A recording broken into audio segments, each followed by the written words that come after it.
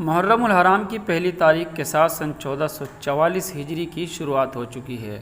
آج عالم اسلام کی دو عظیم شخصیات کی ملاقات مسجد نبوی صلی اللہ علیہ وسلم میں ہوئی۔ امیر الہند حضرت مولانا سید ارشد مدنی صاحب مد ظلہ العالی صدر جمعیت علماء ہند مسجد نبوی کے امام و خطیب فضیلت الشیخ عبد المحسن بن عبد القاسم سے ملاقات کے موقع پر گفتگو کا ایک خوشنما منظر۔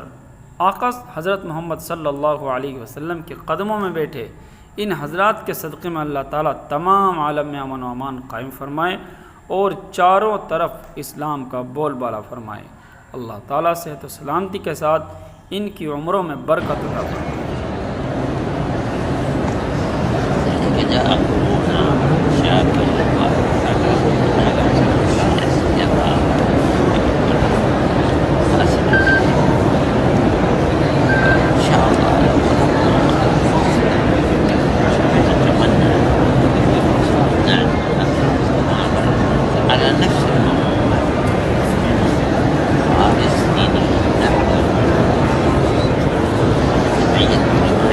لا علاقة لها بالسياسة أبدا.